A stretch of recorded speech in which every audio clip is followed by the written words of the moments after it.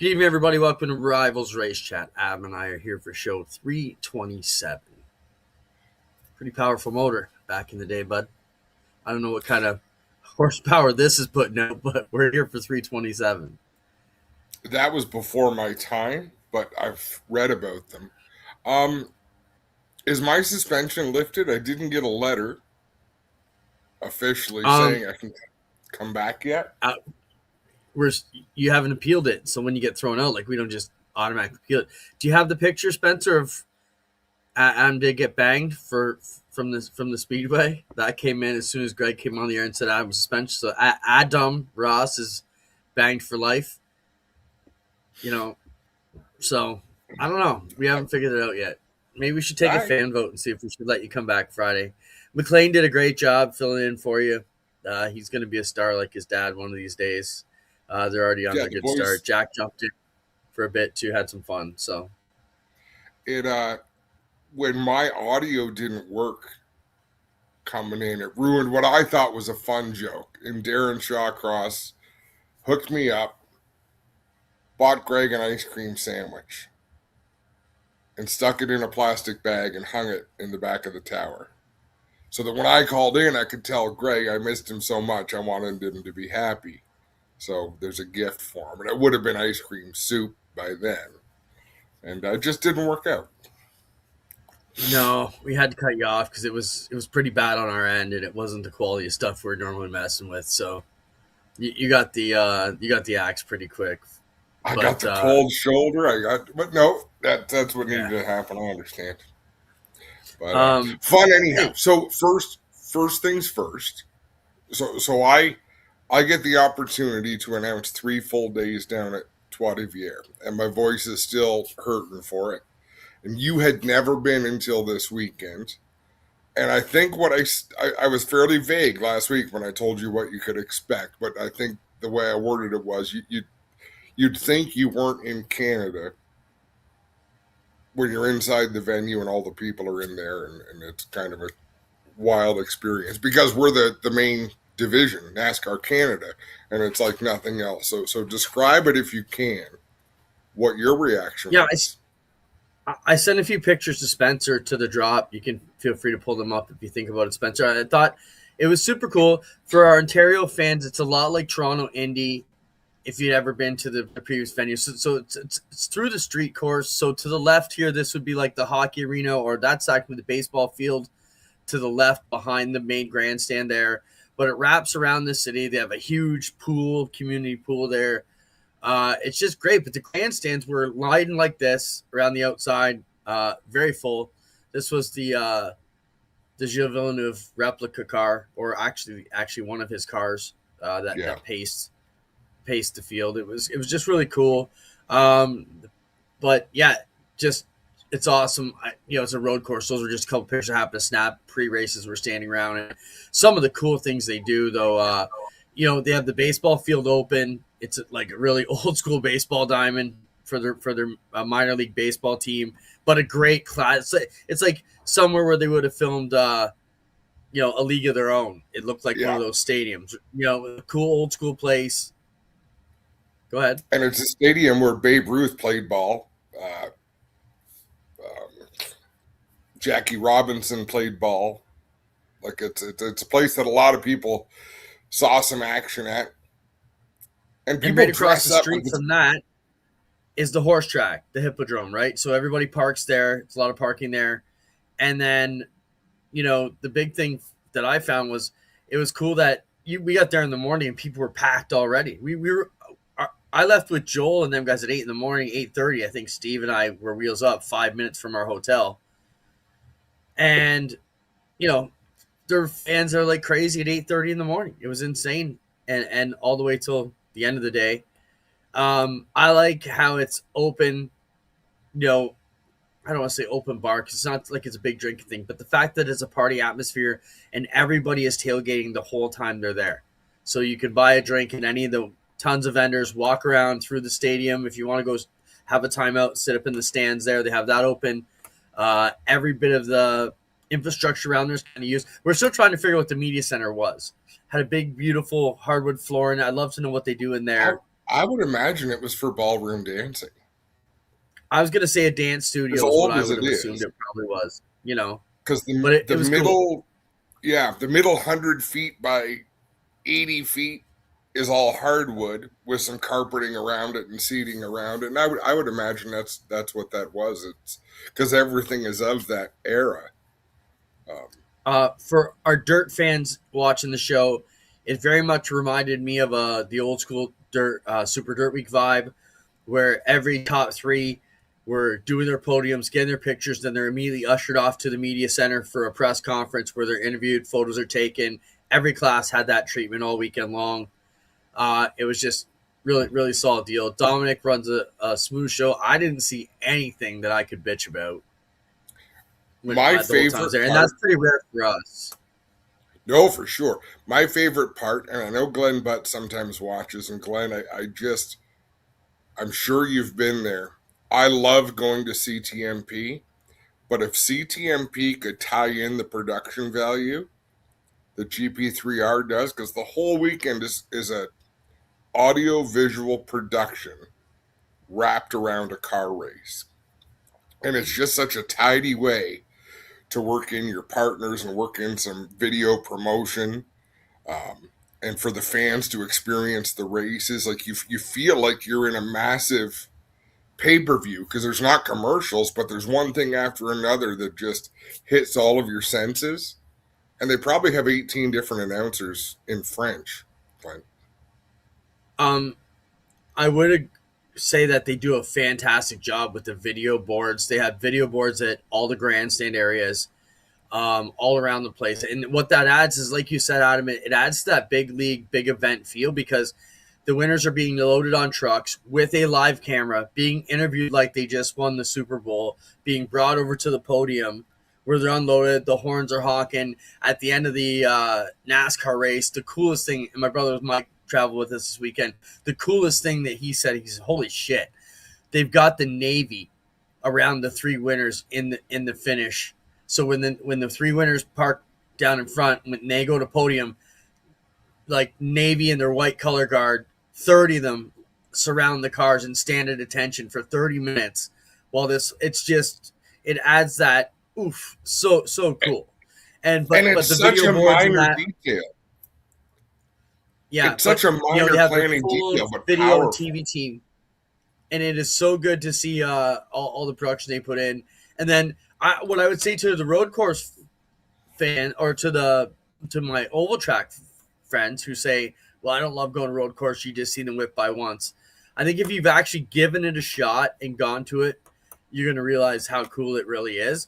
But this setup they have there, no matter where you sat, you watched everything. It was like you didn't miss anything, because every video board was so perfectly placed, and it just adds to it. Yeah. Think about this. CTMP is too big to do video boards. You can have video boards, but you can't have them for everybody. But what if you streamed it somewhere like GeForce TV? So every RV in the place, as long as you have internet, you can have your own TV out in front of your motorhome setup, watch the cars go by, and then look down at your screen and see all that action. So everyone has their own personal view. Similar, but different. I got to ask the wizard, Spencer, how do we cut it down so it's not a 30-second delay? Is that possible?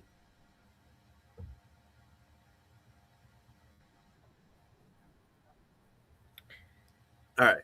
For those who didn't hear, yes, it's complicated, expensive. So we had a screen up from our signal goes from the production truck at GB3R to NASCAR in North Carolina, and then comes back to us at our table. So like when the starting grid graphic gets put up and such, and the delay was about 1.5 seconds. Yes, because that's workable. Like Spencer says, expensive. But even the stream on YouTube could work, and I just think it's so cool. And look at we see the benefits at Ush Weekend on an oval track, so it could be even wilder. A lot more expensive, but like Joel's already there. But if they did what Glenn did at Ashweekon and provide everybody with unlimited Wi-Fi, yeah, well, like I said, everything costs money, right? Yep. I think, Fran says he actually likes the delay, so something happened, you could tune in and catch the replay. It's true. We even have it set up.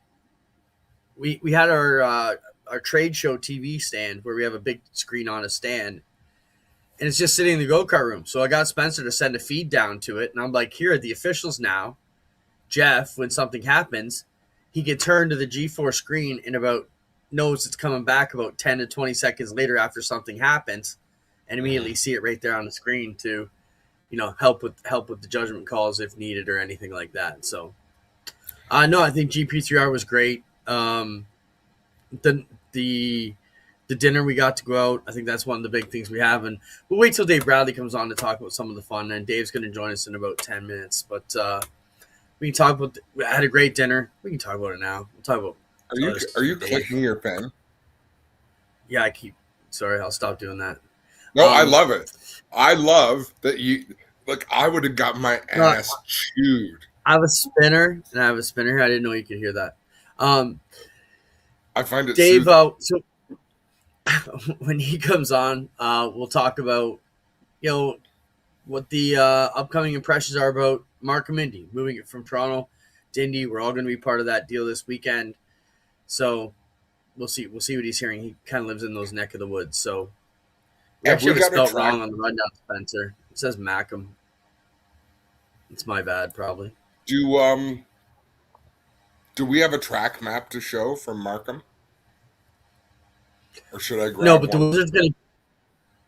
the Wizard can probably find one. Spencer, while we're waiting for Dave, let's go to drawing it up. Let's go to that segment where I sent you that video. And before you play it, what I want to talk about is a lot of people bitch about, and this kind of ties into Bailey and Beagle, we had twin races last week. Time trials, so there was no handicapping for the outsiders to have to start at the back, and they still won both twin races. They carved another $500 off each, so the bounty's down to $6,000.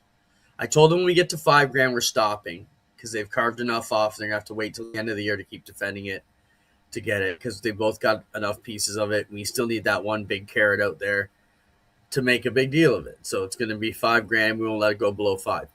But let's talk about corner speed. And this was a great video I found, Adam, that kind of shows what I feel is happening with Beagle and Bailey and how if you can roll through the corner at a couple more miles an hour average speed than the other people around you by rolling the apex, how much better and how much you will be, faster. So for all the people who say they're out there cheating and this and that, or, there's only a couple guys, I'm going to get back to that too.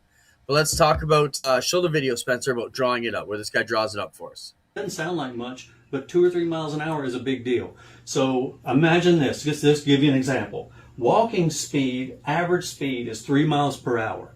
So many drivers, you're sitting let's just give an example. You're sitting in the staging lanes in your car and somebody walks past your car.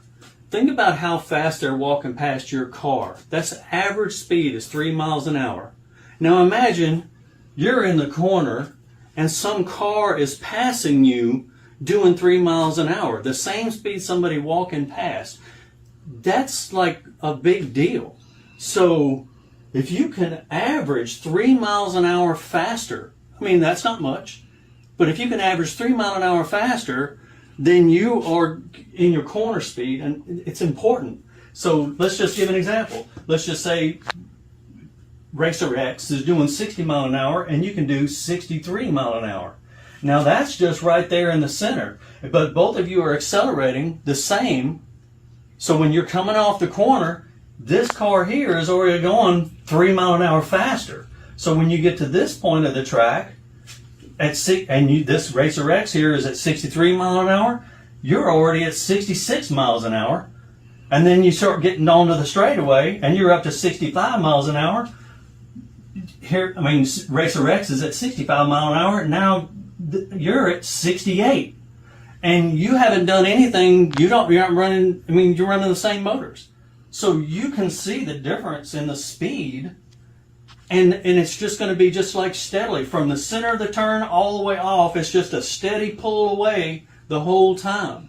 So corner speed right here in the middle, I want to emphasize on. Whenever I start talking about all this tuning that we're fixing to start talking about, I'm going to be talking about turn entry and through the middle turning.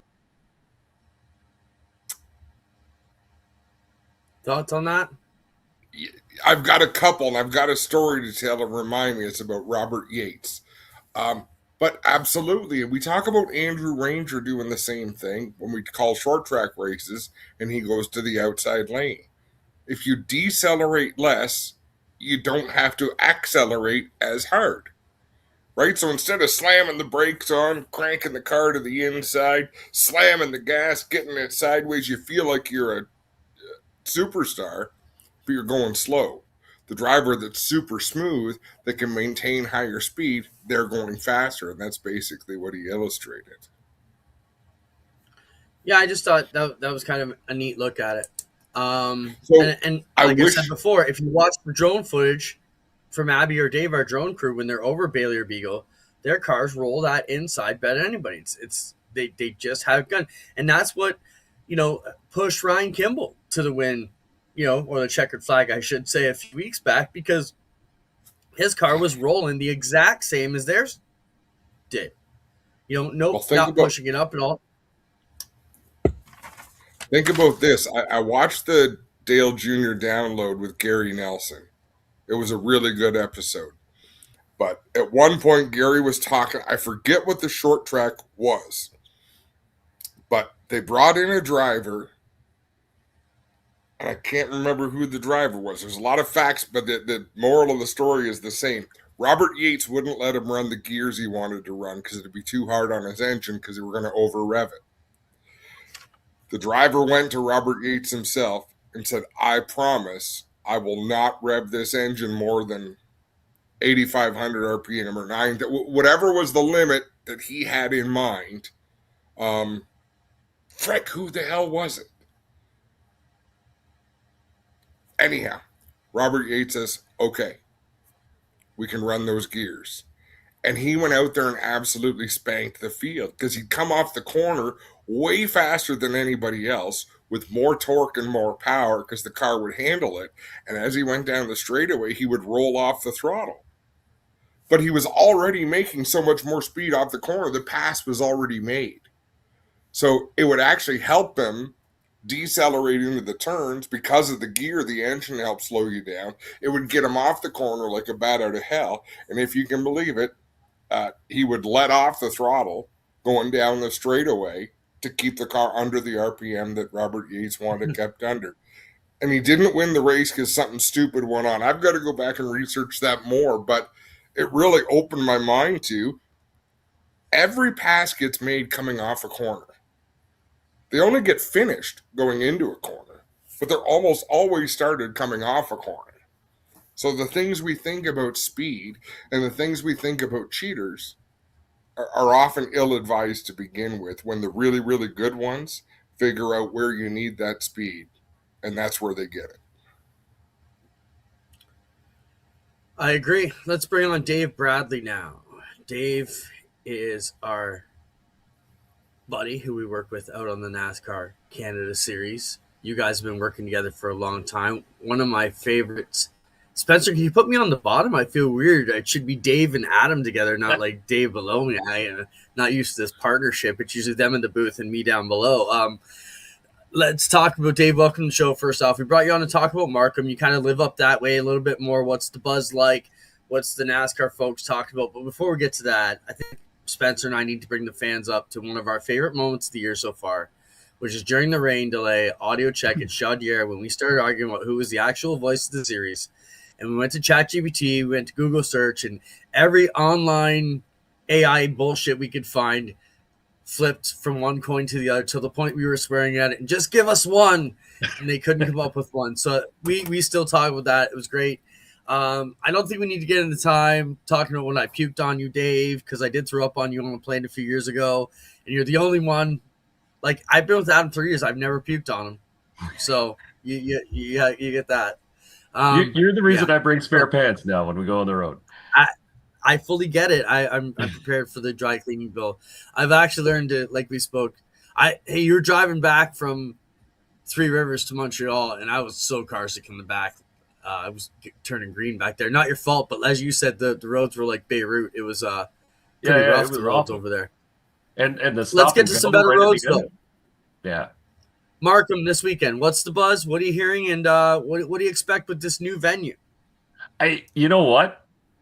It's hard to predict anything out of this new venue. To be honest with you, if they didn't have the press conference this week, the buzz has been quite muted. I think there's a lot of people in Toronto who sort of miss it downtown. That's, where it's been for so long. And what sort of made that facility great was the fact that it was so close to everything. The drivers liked it. I mean, you could walk to world-class restaurants, but that's something that Markham is saying, we've got that too. So some people have been asking me, well, where do we sit? Where do we go? What do we do? And I'm like, I don't know. It's a time to go out and explore and walk around and find your favorite spot to sit and maybe sneak into a grandstand on Free Friday. That's a tradition that's going to continue, so it's a good thing. I've seen sort of videos. There was a sim video of the track that was done. And it looks interesting. I mean, it's going to be a fun track to watch. I think passing is going to be a premium though, because a lot of the heavy braking corners are sort of ease in corners, much the same as we saw at Calabogie Motorsports Park, where drivers would want to sort of outbrake somebody else, but it's so difficult because you're sort of trail braking mid corner and then getting back on the gas off. So as Adam was talking about, just as I was coming on there, your passes are going to be set up off a corner rather than going into them. Now, most importantly, what will Kate be preparing us all for breakfast on Saturday? You're not staying here. That's already been decided, my friend. You're just going to show up? That's not optional. Oh. There you go. But you're going to ask me a real question, I think what's going to make it interesting, too, is that nobody really knows how to get there. People are like, well, where can I park? And I'm like, I don't think you can park. So the GO train is going to be it for a lot of people who are going to try and get to the track. The GO train station, I mean, the track cuts half through the GO train station. So that is going to be your best bet to get to the track and then sort of walk around from there. I think if you park, it's probably going to be a significant walk away from the track, much the same as it was in downtown Toronto, too. I mean, you didn't show up and park right beside the track, not by any means. Yeah, I've got to come up with an escape to get to Ohsweken Friday night from the track, but which will be fun, which is always the same adventure as when the Indy. The issue I have in Spencer, if you found a picture of the track yet, they've got a great hairpin corner at the end of a mega straightaway right under that big blue and yellow thing. Look at that. But it's like a cul-de-sac instead of a hairpin. Yeah, that's where the NASCAR paddock is. That blue and yellow thing, as you put it, the Radical Cup Canada is going to be in that paddock area too. How they get from there over to pit lane, I'm not really sure. I think it's going to be quite a traverse to try and get between the two zones, but I think that's going to be kind of an action-packed area. But again, you see sort of the layout of that corner, and it gets a little bulbous at the end. So it's not just a straight in, hard brake, turn around and come back. You sort of got to drive around that elongated. I said cul-de-sac. You said bulbous. I think we should shorten it up and just call it a ball sack. Of course you would. The ball sack at the end of the long straightaway. But yes, you got to turn to the right before you turn to the left. That's going to be awkward. But Spencer, awkward is keep fun. him away from the telestrator. Don't let Adam near the track map with the telestrator this week. Adam draws I think it's funny things on my notepad. That's what we're hearing. I hear it's quite the Van Gogh on your stuff. Let's talk about NASCAR Canada Series, which we've had the pleasure to cover this year. Cameron's just kicking everybody's ass. I think, if you're a fan of that series, you're hoping for the 96 to have some troubles here, because that's the only way he's not going to you know, walk away with this one again. Can he catch him? Is it still mathematically a shot here, Dave? There's still mathematically a shot. We've got some big races coming up. CTMP always draws a crowd. Markham is going to draw a pretty decent crowd too. So if he has bad luck at both those races combined, and it's going to take bad luck at both those races to sort of let the field back in, and really good luck from drivers like LP Dumoulin, like Kevin Lacroix. Lacroix was in a very good place to give the 96 a run for his money. Even Marc-Antoine Cameron admitted he was a quick car, and unfortunately, motor went south, and that's what cost him at Grand Prix de Trois-Rivières. So it was kind of a bummer. I think I was looking forward to that latter half of that race where it was going to be the 96 and 74, and then who knows who else could have been involved in that one. But there are fast cars out there. They just haven't had the luck that the 96 has had this year. And circumstances are really messing with the battle because Kevin Lacroix is the one you need to be competitive because he's running the whole series. Andrew Ranger was right up there and perfectly capable until he didn't run the Western race. And there's talk that there's another race that he may not run to close out the schedule. The 80 of Tagliani and Tej were super exciting because they were sharing owner's points. And then Tagliani had his crash on the weekend. So it's unfortunate for sure. But so Dave, what is you've been calling these races for TV since the series began in 07. What's your take when we go to a new event like this that's a street course? What gets you the most excited? Well, I do love to see where these drivers figure out where to pass. That's always exciting to me because you can take a look at the track map and you're like, there's no passing here, or this is going to be a good passing zone. And then you realize in a hurry that it's really not going to be. But you do have drivers like Andrew Ranger, Kevin Lacroix, Marc-Antoine Cameron, LP Dumoulin. Those drivers have been around for so long it does not take them very long to go out and experiment and look at different ways to go fast at a new facility. And I think that's what's so exciting. You'll watch in practice and they'll sort of nose around and probably miss some corners or miss some apexes. But it's all part of the learning process. And sometimes you miss, but you think you found something. So then the next lap, you're like, maybe I can try that again, and it might be even better. So yeah, it's that whole discovery phase, and then come race time, and you get down to the last 5 laps. Everybody's in the same boat. They've now had the same amount of laps on track and the same amount of experience. So who knows? There could be a wild card thrown in there too. Yeah, for the viewers who may be just joining us, talking about Markham, Indy, Toronto. It's kind of moved from Toronto, Indy down the road to Markham, and this is also unique, guys, because it's a first time. It's not like the series is going to Watkins Glen for the first time where some of the guys can get some sim practice. Some of them may just figure it out. Nobody can get anything here. It's the track walk on Friday is going to be everybody's probably first look at it. To check it out. Or this one too. So this is what AI sim or what they think it's going to be, I guess, because it wouldn't even be built yet, right? This was willpower. So Honda actually put together a track on the sim so he could get some laps, or their drivers could get some laps. They posted it online. So this was willpower trying to get some experience here. And this is where I got the look at the layout. And this is the long straightaway that we talked about. And there you can see it's not a bad passing. The bulbous corner? That's not the ball sack. It is. He's coming from the other side. Yeah, because you saw he went under the underpass. That's going underneath the train tracks. And then you come back around. I think start-finish line is somewhere coming up. But look at all the corners are not sharp. You know what I mean? Like it's hard to say. I mean, you look at Grand Prix de Trois-Rivières and the street circuit that the NASCAR Canada Series was just on.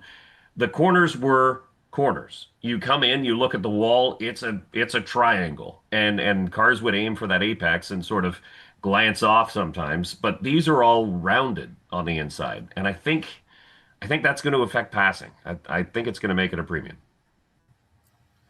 I'm more excited now that I saw that. And see a lot of people talking about that they didn't love it after they saw it. I'm actually more excited about it. Go ahead, Adam.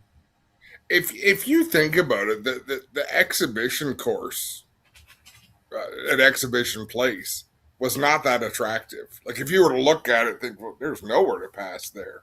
So That's I mean, true. street circuits are all the same. It's a concrete jungle, both sides, and it creates excitement because they're really, really loud, and you get a bunch of people at a racetrack who have never been at a racetrack. So you're going to get a lot of brand new, not even race fans. You're going to get a lot of brand new spectators that are probably going to be scared out of their minds. You're right. It brings the racing to the people. Whereas, we've had some fantastic races and some great crowds at places like Canadian Tire Motorsport Park. That's off the beaten path. You have to know where it is to trip over it. This one, you could be getting up, going for your morning coffee and being like, what is that noise? And then wandering over and going to have a look. And I think that's what's great about these street races, festivals like GP3R, what the Toronto Indy used to do as well.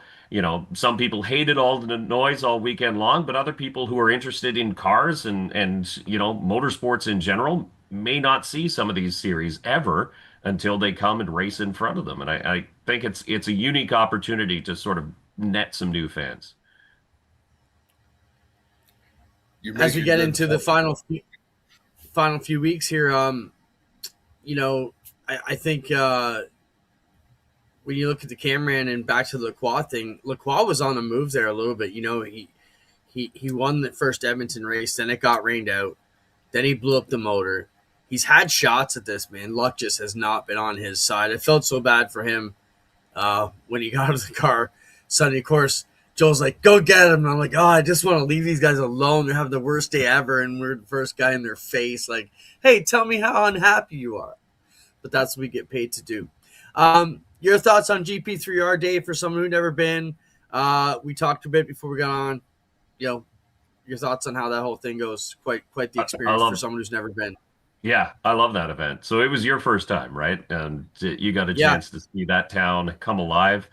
I've been for a number of years now, and I tell everybody and their brother, I'm like, if you are a race fan, you need to put that race on your calendar and visit it at least once in your life. That needs to be on your racing bucket list. Even if you say, I don't like road racing, I don't like pavement racing, you need to go to GP3R just to experience it. The fans are crazy for motorsports. The town embraces it wholeheartedly. And, Dominic Fougere is a promoter there. He always does something unique, something different, tries different things. And that's what I love about it is year to year, you'll get the same sort of basics show. You know who's coming, you know what's going to happen, but things are going to play out a little bit different. And you might get an audible thrown in there. But just from a fan standpoint, I think it's amazing. I think the track is cool. And I think the whole festival that surrounds it is pretty neat. You walk up and down a closed street downtown at night, jumping from bar to bar or restaurant to restaurant, and everybody's friends with everybody because they're all there to celebrate motorsport. In fact, Clinton, your brother was more interesting to me because your brother has a chip on his shoulder, a little more than you do. So it's like, we're going to Quebec. Nobody speaks the language. And it's just Mikey being Mikey. But I think he had a great time. Oh, yeah. Oh, like for once sure. He got you know what? If you're polite, everybody makes the effort. I never felt unwelcome in any of the Quebec stops we've been as an Anglophone. No one has ever, made it tough to communicate. Pretty much everybody in the positions you're going to have to communicate with are bilingual, or you can figure out how to order a beer if you can't figure it out. So I think Momini at that one little bar we had beside the hotel was the one spot where she just wasn't communicating. And thank God we always have Dean or Claude with us who can speak. Or you, Dave. Dave's my translator all the time. Dave, what does that say? So we were starving, right? We land, Mike, Dave, and I. You were already there, Adam. Show the signs of the. We're like, where are we going to eat? And the first restaurant we see is Jack Lecoq. Okay, so obviously in translation it's something, but I'm like, are we going to have chicken or are we going to Jack Lecoq? And I'm like, I don't know. And then we got to the media center and they serve us this great chicken dinner and it was Teacock. T-I-C-O-K. So we ate Tikok anyways. At the end of the day, I don't know how to say it or pronounce it, but it's we just thought it was funny. It's rooster. That's a rooster in French, by the way. But obviously, English people are making up those names because they're amazing. Yes, yes. It get lost in translation a little bit. Dave, we'll let you get back to it. I know you got. Hey, let's talk about your own race. So you got your Autumn Colors Classic trophy there on your left side. Yeah, let's talk about your racing with the Outlaw Midgets. How many races you got in your schedule? When do you get back behind the wheel?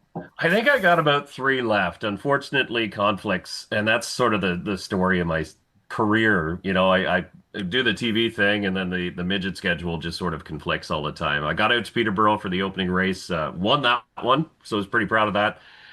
They're back at Peterborough this weekend, but Markham, and then I'm actually announcing the Canadian Karting Nationals down in Hamilton on Sunday. So busy weekend for me. And then towards the end of the year, when we get into the specials, you get Frostfest at Flamborough, you get the Fall Colors race.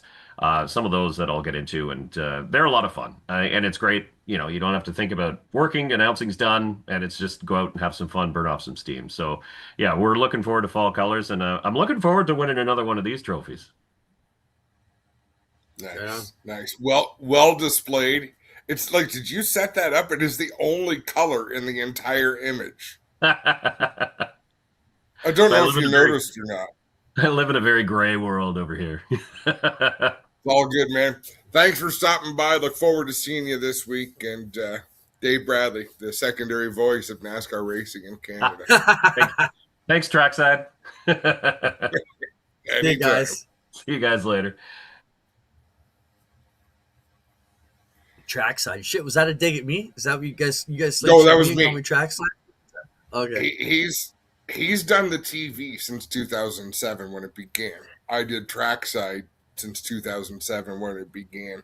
Only got full-time on TV back in 2017. I've been fired from TV I've been fired from both of them. So you grow thick skin. I mean, I have a provincial karting championship and Dave doesn't. And he gets hired to do the karting nationals this Sunday. That's bullshit. I can't believe he's wussing out. He can't get from Markham to Peterborough to race his car and then have a few hours sleep and get back to Hamilton in the morning? That's weak. Exactly. It's weak. Should we bring Dave back? Should we bring him back on to defend his honor? Yeah, just because he's still there laughing. You want to defend yourself, Bradley? I wanted to hear the Trackside say the explanation behind Trackside. Yeah. I did. I was the 2004 Innisfil champion, by the way, karting, senior medium. 1994 Ontario Kart Racing Association champion. I was the only champion as tall as Ron Fellows, and he was handing out the trophies that night. Is it? That's how you got aerodynamics. It just bounced off your knees. I was 19 years old, 6.5 feet tall, and about 4 inches around. Yeah. I actually, we did the Nationals for the first time on TV last year. It was at CTMP, the Mosport Karting Club. A lot of fun. Just to see that scene again. And yeah, like you, I used to go around to the Ontario regional races when I was racing karts as a kid. And it is, you forget what a scene it is, right? It's just a sea of big haulers and tents and, parents and kids. I think it's a fun deal. Listen, this is where I stop you. I blocked that side out. Because kart racing is the best. Clint doesn't love it. I love it. It's the best racing there's ever been. But I still remember Lee Bentham, who is arguably the best karter to ever come out of Canada, showing up in the back of his dad's painting van. Open the back doors, kart comes out. We hauled our first go-kart in a little open trailer behind a Chevette. So I don't love all these massive transport trucks. You show me some. Brett Stratford. I was just going to say. What did he used to haul with? He used to show up at the Oktoberfest Grand Prix, which was the Thanksgiving weekend at the Waterloo Regional Kart Club.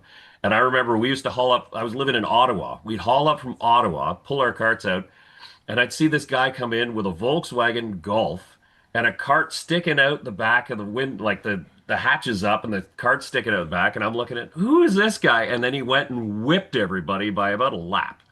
And I was like, oh, all right, trailers don't win races.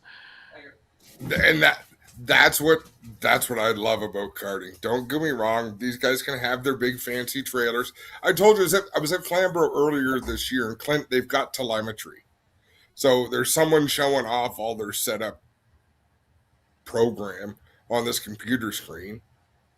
But then they go out on the racetrack, and I'm like, you're pushing like a dump truck. Give me 2 minutes with that cart, and I can have the damn thing handling. I don't care what your computer program says to you. Anyhow, we're getting off into the weeds, but karting is so basic. It is just basic principles, good competition, close racing, and crazy parents. Yeah. Okay, I just got to clear it. I don't dislike karting. You threw me under the bus there.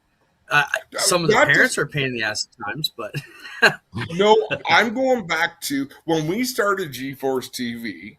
So, Dave, the pandemic is really what helped launch GeForce TV. It gave us a lot of opportunity. And I was always outvoted because I always wanted to do something with karts because I think they film really well. Like, I think if you put the right cameras in the right spots, I think it's a really cool stream. And I was always outnumbered, and we were busy. We had enough to do, but they just never caught on to my karting dreams, and I've never forgiven them for it. All right, we'll work on those dreams. Get out of here, Bradley. All right. See you later, guys. Ciao. And now that he's gone, he's so freaking good. Same with Greg Calvin. Like, I get to work with people that are really, really. I'm a pretty good sidekick, but to be able to work with those guys is awesome. Yeah, I agree. This was last year, Spencer? No, this is Flamborough. Okay. Yeah, it's awesome.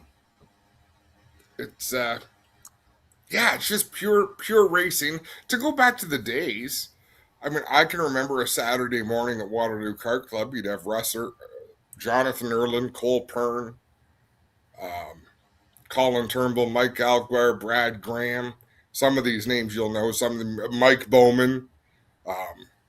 Just the list goes on and on of people who stuck around and had really fulfilling careers in motorsports. Because if you race karts in that time, you were a diehard racing enthusiast. Good to see karting's healthy in a lot of places now. That's one thing that doesn't seem to be hurting too much. Karting is still on the rise. It seems, especially in our area. I don't hear too many people complaining about karts being on the demise here. Big O bounty bonuses. Just to close it up, Mike Cura asked me, does that include the Nationals? No. If it has not been won by the championship night, Bailey and Beagle get to split it. We're not carrying that out of championship weekend. We talked about Mark and Mindy. Social attitudes, Adam, that's one thing that just it seems like a recurring theme. I don't know where to go. I put it on there today because I'm trying to just figure out the right words so I don't piss everybody off, but could turn into a bit of a rant too. I see it almost like bullying. People sharing videos, throwing shit, throwing shade, just starting fires. Like, why are we doing that? And I think I see a few pavement drivers that also dabble in Osh Weekend. They haven't brought that shit there, but I'm already looking at it going, how am I going to deal with that when this same person starts doing that shit at our place? Because we're not going to tolerate it. And that's just where it's one of those things where you're just welcome not to come back. And if you and your kid race there, you don't want to be on the outs. And you don't want to screw up for your kid just because you had to be an asshole online and share bullshit and throw it. You know what I mean? We are not going to tolerate people, I guess, not pulling on the rope with us is the best way, or trying to go against the momentum we're trying to build. You just won't be welcome back. And, we laughed about it this week. I got an apology letter from a racer who called the cops on me 10 years ago. And it's just one of those things where it was such a stupid thing. and they've been banned from the track forever. And it was because he said, "Hey man, I made mistakes. Yeah, you call the cops on me for touching your t-shirt. Like, why would we let you back for that?" So it's just an instance where it's a private club, and I don't know, Adam. I don't know what to say. I don't want to throw shade. There is one asshole who I do want to talk about though, but you got to comment on what I just said there. Like, why do we got to share videos on the next week and throw shade and make fun, and it's not healthy for the sport at all. Talk about like men. Walk down there. This sport is very hard on your ego.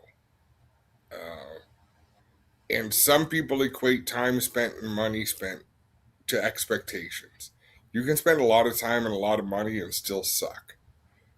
You can think you're doing the sport owes you nothing. Here's the long and the short of it is racing doesn't owe you shit. It doesn't owe me shit. It doesn't owe anybody shit. Even if you want it to, even if you think, oh, I've worked really hard. Well, you know what? The girl beside you has worked twice as hard for twice as long. She's not having success either. But she can take it in week in and week out and learn from how things are going and continue to improve. It can be a long grind. So I find during the year, Clinton, people have they have high expectations and they don't meet their expectations. So it's easier to be frustrated and blame somebody else. Quite often people run out of money. And instead of just leaving their car at home, they find a reason why they're furious at the track and why they're not coming back, when the truth is they can't afford to. And that's fine too. There's no shame in that. But don't use it as an excuse to get ugly. And this is what happens in the dog days of summer, July, August, because it is a tough grind. And it's hard to be humble and not show up and not be noticed, not be missed. Because really, you don't. The show goes on. But it's really a lesson in humility and a lesson in paying dues. And look at Mike Bowman. I had a chance to chat with Mike Bowman today for a little bit. He takes a lot of weekends off anymore. And I don't know if I'm allowed to say it, but the damage of people accusing him of cheating, it was a heavy burden for him to bear. And look, he races part-time now, and he still does great, and he's still fully capable, and he could do anything he ever could. But some people just rather get bitter. Yeah, and I guess my beef is also, like, people in learning divisions throwing shade like you're friggin' Dale Earnhardt never put a wheel wrong yourself. This is a division where people enter the sport to learn how to drive, to learn their craft. So if you're pissed off because you got spun out in a pure stock race for 16th place and you're making a huge friggin' deal of it, you're just an asshole. Like, what do you expect in that division? Now, I get you expect more at the top levels, and in your late models, your APCs, you expect that type of talent or, respect. But man, when you got guys that are just learning out there without spotters, well, what do you expect? So it's one of those things. And then there's one other puke, I'm going to call him that, who has nothing but shit to say about the Thunderstocks here in Ontario. He's had a car. It sits on the trailer. All he does is throw shade at everything in Ontario. Says he doesn't want to go to Merrittville. Says that we're a Joe Crush weekend. Well, how about this, bud? Sell your car. Because I can't wait for you to pull down the Chiefswood Road driveway all the way from Niagara so I can look you in the face and tell you, get your shit off the property. Sell it, bud. You're not welcome. And I can't wait to tell that asshole that. You got nothing to say. I told you about it on the weekend. I almost fired one off at him Saturday night, but it would be a little preemptive. So we're just going to wait till hopefully he rolls down. You got nothing to say. Just go away. Because you couldn't hack it. It's everybody else's problem. He's just one of those assholes. And I hope you know who I'm talking about. And I know a lot of you do, so suck it. Yeah, I do, but but that's just where we don't need you. I don't need your shit. And if you think you're going to be able to come back to the best playground around and the best sandbox that's ever been built in Ontario and be allowed to just shit in it like it's kitty litter and drive away again and come back when you feel like shitting on us again, screw you, bud. Another one added to my list. Hold on, let me add to my list. No, and that it's funny. Didn't I used to be the outspoken one? Well, I bottle it up, and then we were on the road traveling. It just gets to me, and I'm like, I'm just, and it's just, this is a plea. Just have a good attitude, man. The sport is dwindling away. It's like sands through the hourglass. More and more sand fades away all the time. Spencer put up the picture of New Egypt today. So New Egypt announced yesterday, great speedway, been around since 60 years, something like that. Announced today it's going to be sold for non-racing use, ending historic racing at the New Jersey track. So another one goes to the wayside. And when that goes to the wayside, that's more and more fans. I used to think around here, good, if some of these shit tracks would just die, we'd all be stronger. But Mark Rinaldi talked me out of that. We need fans and racetracks everywhere to keep this thing strong. Don't think you're going to be stronger because your sister track died. It doesn't work that way. And I'm good. I lay off the Pepsi. I had water. I don't need a Snickers. I'm in a good mood. This is more of a warning to a few of the Spencer, did you capture the screenshot? Spencer, did you capture the screenshot I shared of the comments about New Egypt? Because someone who I do respect, Tom Baker, used to be up in the Northeast, moved down to Charlotte. He either has a podcast or he's involved in podcasts, and put a comment about, at least they could have sold it to a racer or let the place live on. It's another example of greed. I said, no, it's not. Like, be careful. We don't throw shade at a track owner if they shut the place down. There's a reason. They're either not making money or it's not worth the bullshit they have to put up with. But either way, it's not their fault. And if they can get more money selling it as a subdivision, then make a subdivision. But don't cry about it after the fact. Reflect on what's gone on in the last year. And I don't know shit about New Egypt Speedway. And I said that in my comment. I don't know what the background is. I don't know if the track owner's a jerk. But I know there's too much of this going on, and it's way too easy for people to rally behind others and say, oh, just another greedy trick. No, if someone owns a racetrack, they've invested blood, sweat, tears, and a lot of freaking money. It's up to them what they do with it. In 1962, you could say, oh, he's a greedy track owner. Look, those grandstands are packed and everything's going and costs of everything are low and he's markup on burgers is massive and he's rolling in it. The 25-cent burger he bought that he's selling you back there, he probably paid a nickel for it. He was making 5 times the burger's cost on it. The margins aren't there anymore. So like you said, if someone's invested at them, they've already been losing tons of money. They've already paid their dues. They've done everything they could. They've tried to keep it alive. Look, if you don't start being nicer to your track owners, I can tell you 90% of track owners that I've talked to, and we meet a lot of them, are burnt out. If they could sell and get their money out today, they would drop it like a bad fart and leave the room so fast. It's you guys are crazy if you think any racetracks are making money. Now, can someone like us, we can make money on an outlaw show? Hell yeah, we can. Because Glenn Stires has the balls to spend $300,000 and risk getting it all washed down the drain in one night. Not too many other track owners at that level are ready to make that gamble. So yeah, and how many? If you got the balls to take a swing, you could make a big nut.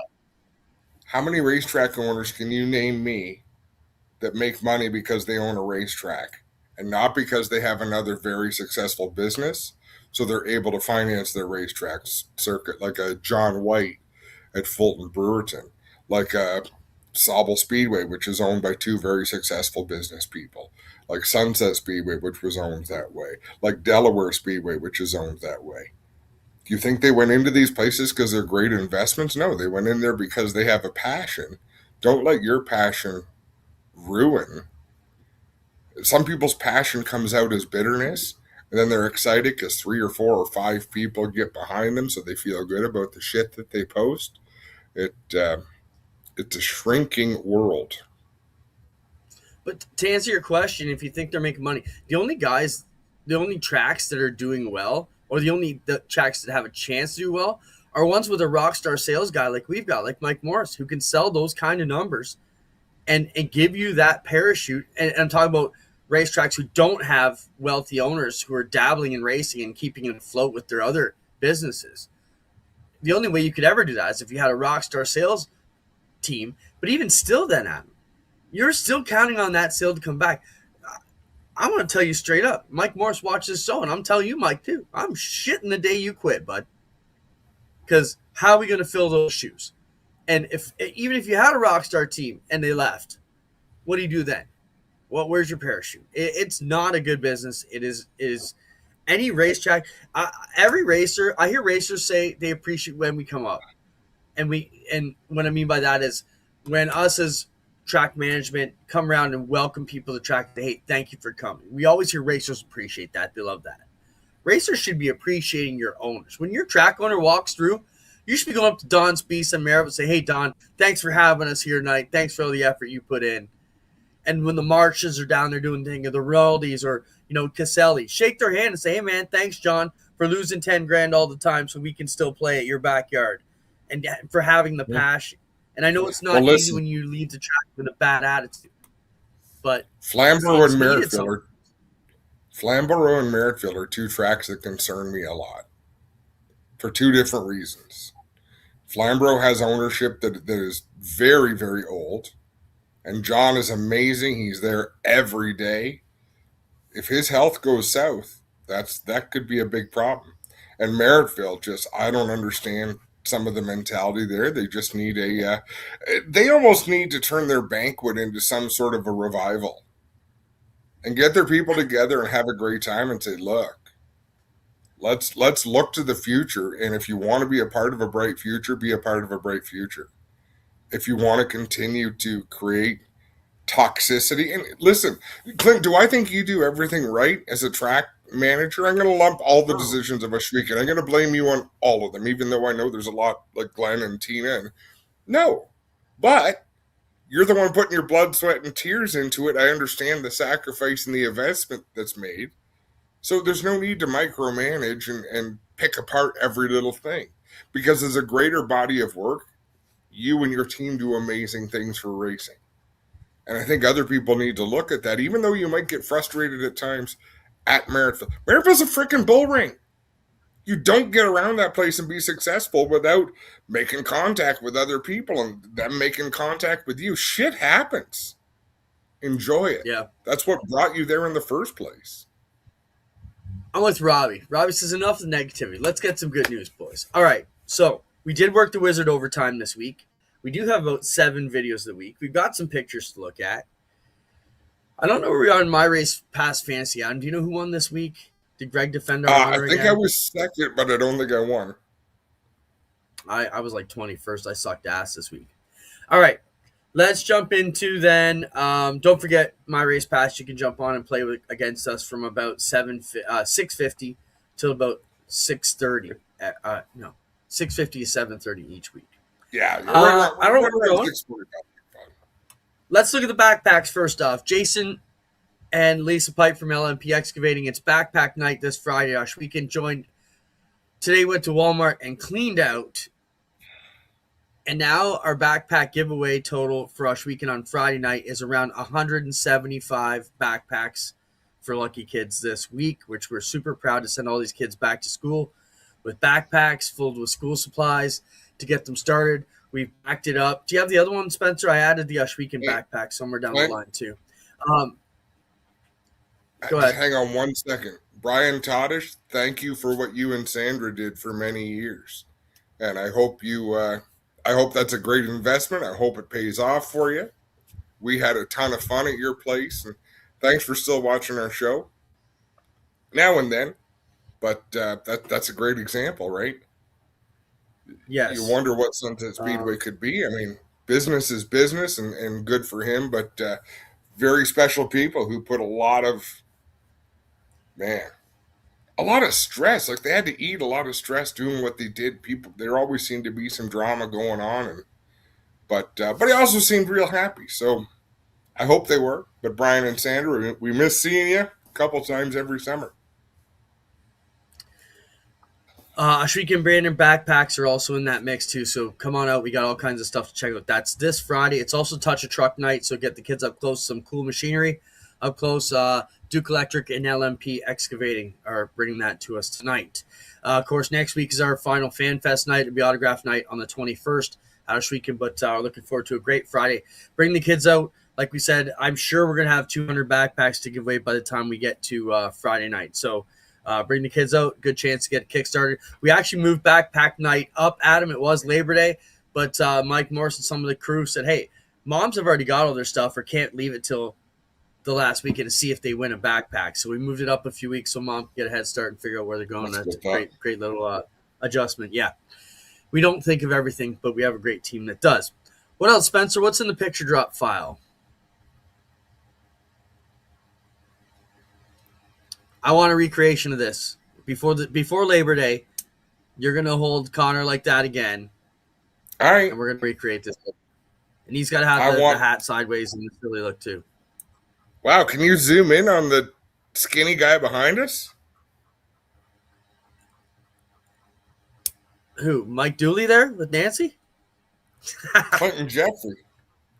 Hey, if you recreate that, I'll wear that suit because I can still get in it. How about that? Okay. You're so vain. You're just showing off. I'll put that suit on and look like the Incredible Hulk. You called me a skinny guy, so there you go. That was 20 years ago. That was 2006 at Merrittfield Speedway, courtesy of Doug Elkins. And look at what a monster I created. He was pretty cute though back then. Doug Erskine says he and his wife are donating 15 backpacks. See, we're easily going to be at 200 awesome. by the week. Hey, and congratulations to Nick Erskine. Man, I love it when he gets interviewed after a race. Yeah. It's not always smooth, but it's always authentic. Format was great. I thought we were a little nervous on how the double features were going to go, but I think everything worked great. We ended up with eight feature winners at the end of the night. I heard nothing but great stuff from everybody. I didn't hear any complaints about it, so we'll continue to look at that for next year. I thought the twin events were good. Mod Lights put on 2 great shows. Pleasure to have them. Great car counts, and everything was good there. Back to the picture, Spencer. What do we got? We still got lots of videos to get through. Oh, Buxton. I got this here for Will. Hold on, let me get this up. Keep it up, Spencer. Buxton Speedway's little Daytona grand opening tomorrow, Wednesday, August 12th. $10 per cart, free for teams and spectators. So make sure you get out and check that out. Buxton's going to give a shot with their go-kart and micro sprint D-shaped track. So taking it back to the history of Buxton with their little Daytona go-kart track. What else, Spencer? I say those. Yeah. So we've been having cone issues at Ashweekend. Brad Lichty, I'm believing, gave us all these. These are super modified tires that we're going to put around the bottom of the Ashweekend track instead of just straight pylons. And those will be the new barriers along the infield. So we're going to try that this week. That was just sent to me today. What else, Spencer? Let's keep rolling. This looks like some of the guys we've worked with over the years. 12 track announcers after a 12-pack and a few puffs of the Devil's Lettuce. That's actually Fred Durst from Limp Bizkit, but you know who I'm thinking of with that, right? You don't have to say it, but okay, move on, Spencer. I'm not sure I do.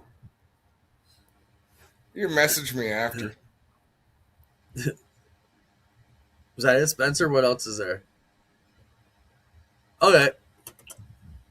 You don't have the balls to run the cush. Posted 20 years ago, rough driving to pass for the lead equal to black flag. Are those days over? That ties into last night's incident with Kyle Larson and Ryan Timms at Oskaloosa in the front row challenge race. I'm sure we don't have it here, but man, Larson kind of took the nose off of Timms there a bit, and they had some words at the end of it. And it was a dirty slide job. Not intentionally dirty, but if you don't succeed in a slide job, it becomes dirty. Took the nose wing off Ryan Timms' car. And I thought Kyle nailed part of his interview, like making a joke about the other team's car owner, saying, I'm not Chinese, I'm Japanese, by the way. So it was sort of threw him under the bus. That was creative. But then I thought he was kind of combative, Kyle, because unless they've got some history that I don't know about, I would have thought there'd be a somewhat of an apology and there wasn't. Well, Ryan Tim's from that area, and the fans let Kyle Larson hear it last night that they were not impressed. That's the most boos I've ever heard him get after the race. But yeah, I think I'm with you. You got to clear him clean, no matter what. That takes us to a video of the week. Go ahead. Hang on 1 second. Is your video of the week going to be anything to do with last night's race? No. What you and I talked about?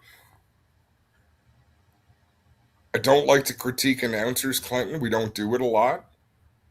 But geez, Louise.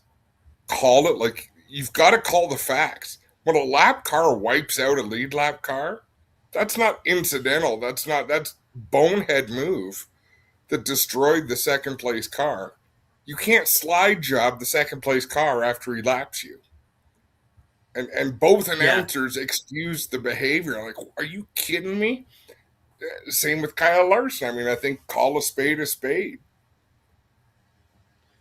Yeah, I mean, I've gotten in many arguments with track management over the years in our 25 to 30 years doing this.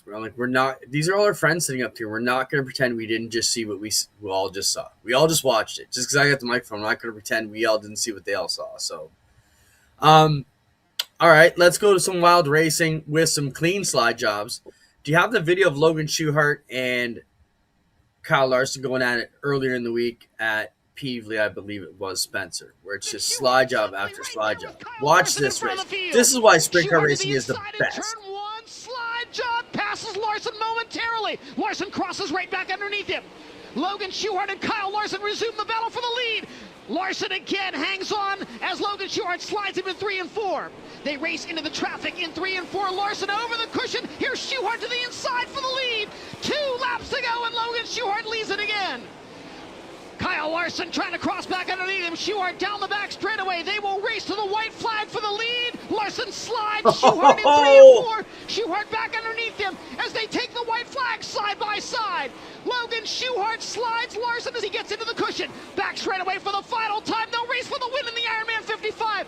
Kyle Larson slides Logan Schuchart. Schuchart crosses back underneath him, but Kyle Larson gets the win. That's edge of your sheet stuff right there. Damn. That was some pretty wild sliders in a little bull ring like Peevely. That's crazy. All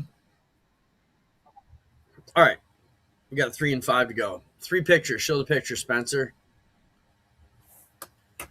Oscar came out today and said Stars is the leader.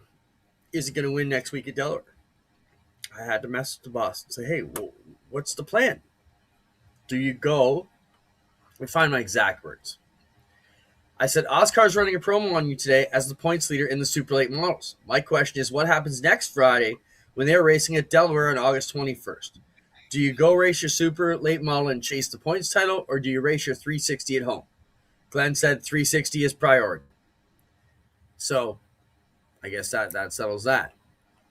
That means unless we rain out, Glenn will be at Oshweek and handing over, which I was a little bit shocked to hear him say that. I thought he would go after the points championship in the Super Lates, but he loves his 360 still. Out of everything, out of all his cars, Glenn loves his 360. Glenn, and he doesn't say it every week. He doesn't even exude it every week, but he is so proud of what happens at his backyard every Friday night. Glenn is he's not eccentric. He's just very, very wealthy, and he has 50 hobbies that all happen at the same time. So he can be in a lot of different directions.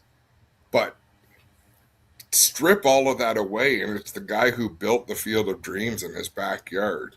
And he just gets such a powerful buzz from seeing everyone coming out and realizing their dreams on a Friday night at his place. Like, it don't never take for. That's a great way to put it, because he's helped us live out our dreams there, and he's proud of what we've been able to do, and he likes that his boys are making it on the big stage. So that's cool. Just want to clear that up. So, and he's still the biggest kid ever is Glenn. Like, if he can play a joke on you, it's coming. All right, what else, Spencer? A couple more pictures. Oh, look at this. So this is Garrett Alverson he got hit in the North-South 100 at Florence. Whatever it was, couldn't quite make it through the shield, but the impact hard enough to essentially smash the shell shield into his face and eye. It was so heavy, whatever it was. Given the extent of the damage to his face, we have to guess whatever came through the bars was much heavier. His shield did not shatter. It indented and smashed the whole helmet into his head. We are blessed that Simpson Racing approximates such a durable helmet. The doctors told us this likely saved his eyes and his life. This goes back to Adam where we fight our guys sometimes on the rock screen at Oshweekend, the 2x2. We're trying to prevent things. I still wonder what Brett Stratford feels with that because he got hurt by the rock screen, right, where the mud hit it and pulled it in. But I think he would have been in a lot more trouble had he taken that clump right to the head without it being slowed down by the rock screen. So, race fans, if you have Flow Racing, it's an investment. I think the race is like 2 hours long. It is some of the most unbelievable stuff you're going to see. It's the North-South race at Florence, Kentucky for the Lucas Oil late models. Unbelievable race, unbelievable finish. Clint, the Victory Lane interview was like 8 minutes long with the winner, and then it was another 3 minutes long with second place. Happens sometimes. Sometimes they get lots to say. Yeah, it was cool. Like they just let it go, so it was cool. This is the Maynard Troyer car from Daytona's when they were running the Camaros with the kind of the those would be the sportsmen, right? Yeah, they were like Richie Evans drove them, Darrell Waltrip. They all had like the Camaros with they almost looked like Corvette fenders on. This was the Troyer one. Look at how badass this car is. Like, imagine you roll in today in a late model with those body lines on it. Oh, someone needs to build a hot rod like that. Unfortunately, the new modified, like the other modified series on asphalt, those cars look like that. I'm like, how is that a modified? But they kind of resemble that. Yeah, Fran, you're right. Super Speedway modified. All right, we got some videos to check out. Here's your Burger Barn Videos Week. Burger Barn is coming together nice, boys. Still got the trailer open Thursday to Sunday. Get down there and check it out. But I got to tell you, the Burger Barn's coming along. Won't be long now before we're back inside. What do we got? This is not safe. All you have to do is have this guy involved in a crash, the driver roll bar damaged, on fire. How the heck is he going to get out? ARCA, why do you allow this? No shame, just facts. What are your thoughts on that? Do we need? And I'm not even trying to be an ass here. Like, at what point do we have to say you cannot get in and out of your car safely enough to race? Yeah, you could look at that, but there are physicals that have to be passed. And this is really ironic, Clinton, because you don't know Mike Polton. Wait. Hold on. You don't know Mike Polton, do you? No. You're talking about ARCA. I'm talking about everywhere. So, yeah, ARCA may have the protocols and the physicals, but, Kalamazoo Speedway or wherever out here in the middle of anywhere, Timbuktu Raceway isn't going to have those standards. So, as a general rule, short tracks, what should we be doing with the situation? And I'm not picking on the bigger guys. I'm just asking because when you look at that guy getting out of that car, it's a problem. We have disabled drivers at Oshweekend. There are drivers in North America who have no mobility below the waist. There are drivers who are in their 80s. There are drivers who are young. I found it really interesting that Mike Polton just commented. Mike Polton raced Challengers on the pavement years ago, and I couldn't stand him because I was good buddies with Stevie Smith. Stevie Smith's the one who wound up getting adults-only video sponsorship to go cash car racing. But Mike was the villain, and Mike was a really big dude. Nowhere near as big as the guy you just showed, but like, wow, that's weird. Mike Polton happened to comment at the same time as we were talking about big race car drivers. But no, who are you to say? Right? We don't know what most people are going through. We don't know what most people have been drinking before they go on the track. We don't know what most people have been putting in their bodies in terms of drugs, prescription, or otherwise. There is very little you can do to tell, because you can have two people that have consumed the same amount of whatever, drugs or alcohol, and one of them looks like they always do, and the other one's a staggering mess. So, yeah, is it awkward? Sure, it's awkward. As Rob Twitchett says, I was pretty awkward getting it. In fact, Cam Thompson, because Cam Thompson drove the same car after. He's like, I don't know how Connor and Adam even got into that damn race car. He says, I can't get into it. I didn't have a whole lot of problem, though. Sam Fellows, do we have his video? Is he one of the videos of the week, Clint? No. He caught fire at GP3R. It was a really bad fire. Couldn't get the steering wheel off.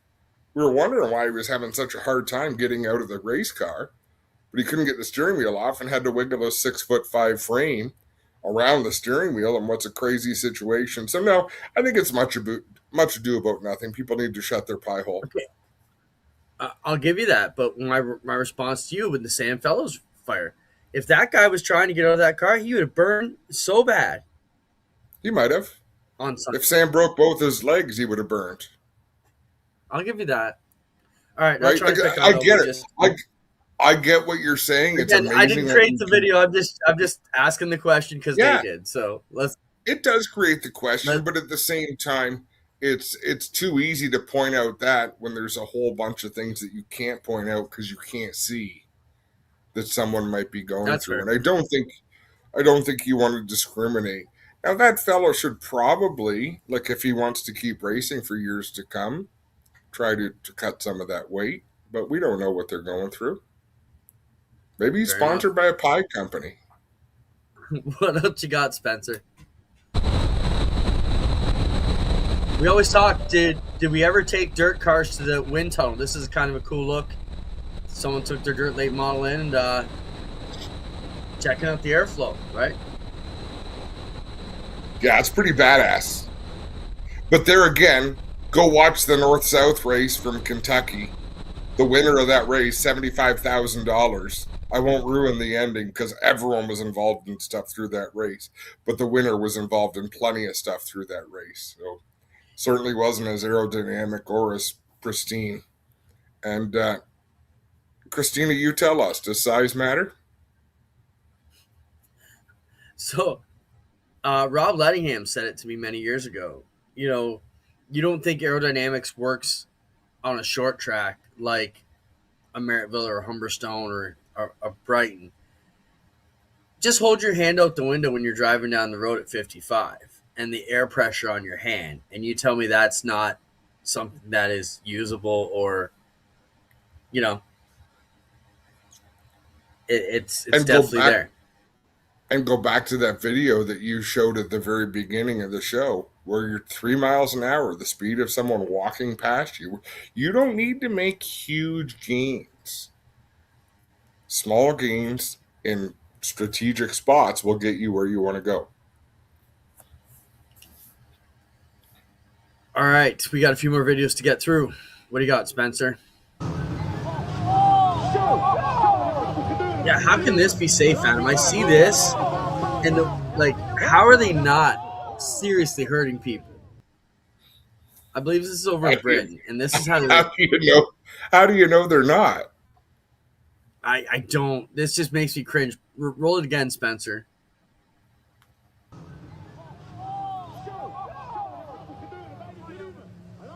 So, I shared a screenshot last week from a Demolition Derby promoter, and they talked about one person specifically is banned for life for actions that could have seriously hurt somebody. So, even in a realm where people are supposed to crash into each other, there's limits. And you could see the rain coming down, so I'm sure that didn't help. It almost looked like they're just purposely driving into each other full speed. That's the name of the game, because insane. It's like demo derby racing. All right, what else, Spencer? My gosh. That's... Okay, look at this fuel cell. Bad name. That's not good. That's got to be the worst fuel setup I have ever seen. It's just a... Well, no, the wood stick will keep it from tipping over. To the floor. Yeah. there's the pump. She just sitting in there, all cable tied insecure. Jesus. And that is done. So it's made to crash and explode. Like, man, that's crazy. All right, what else, Spence?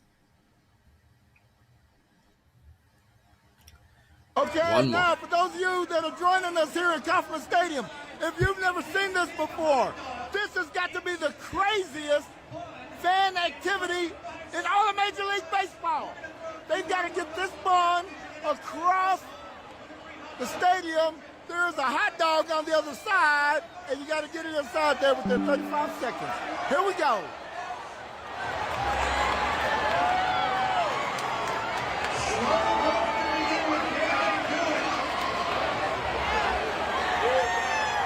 Uh-oh. We got to get the bun turned over.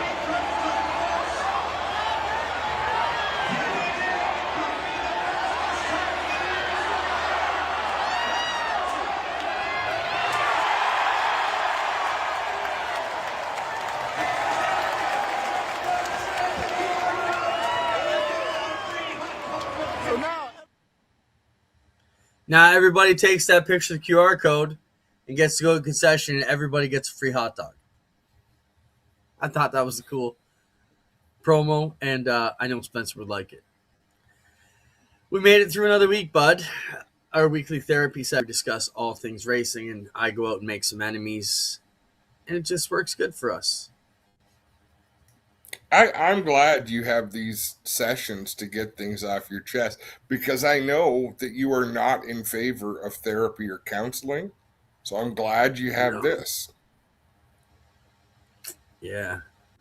And I've had to give up drinking too, so not full time, just I'm not a big boozer. Stats on the Burger Barn, it's under construction, Fran. Roof's up, walls are up, siding will be coming soon, windows and doors, and probably a couple more months. But it is on the mend. We're finally seeing it rise up from the ground. What else we got to talk about? I think that's it, bud. Thank you, Spence, for everything you do. This week's schedule, we got, let's see. The boys are on at 7 o'clock Thursday. Mac and Jack with the Outlaw Karting, live from Mush Weekend. Friday, we are on at 7 o'clock with Friday Night Prime, the pre-race show with Mac and Jack from 7 to 7:30. Then we kick it off to our live events at 7:30. And then we get into, that's basically it for our broadcast stuff. You and I will be at the Markham Indy, along with Dave Bradley, who was on earlier, to cover that with NASCAR on Saturday. I think I'm going to go back Sunday, but not sure yet. And then you can catch it all. Plus, you can catch GP3R's coverage on TSN. That would be this weekend, Saturday, and likely Sunday as well. We go into the studio tomorrow night for that. I'm really looking forward to it. I hear there's some amazing onboard stuff. So, should be fun. Yeah. Lots of action in that. If you didn't know what happened, you might want to watch that one. You've had, as we say, comers and goers. There was fires. There was crashes. There was chaos. Yeah. But what it was. We should set up this conversation for another time when we're not at the end of the show, but talking about, you know, what venues in Ontario can be explored to bring the series to in terms of oval track. And we're a road racing series. Look at all of the exciting young talent that's coming into the series. It is 90% road racing background, and it's really exciting, right? Whether you're Connor Bell, Marc-Antoine Cameron, we had Justin Arsenault come in on the weekend. These are young people with tons of experience all around the world and come into battle with the Ranger Tagliani, DJ Kennington, LP Dumoulin, JF Dumoulin. I think you got to ride that horse out, but I think we need to break that down a little, explore it, and maybe start talking, how do we go to Cayuga Dragway, to the road course there, or to Shannonville, or to... Okay. Maybe we can get Alan LaBrosse on to talk about the future direction of this series and where he sees it going in the next couple seasons. I think we got some good stuff coming up. I'm excited. I'm excited for this weekend. It's going to be stressful because we've never been there, don't know where to park, don't know where to go, but it'd be rewarding to be a part of it. So we'll see everybody this weekend. Don't forget, next broadcast, the boys, 7 o'clock on Thursday. We're at 7 o'clock Friday. And then we'll see you soon. Next Tuesday here. So thanks, guys. I'm allowed back at us weekend Friday? Yeah, we'll let you back. But I'm docking half your pay. We get paid? Talk to Greg. He must be getting your envelopes. Could be. See you next week. I know McLean got paid Friday.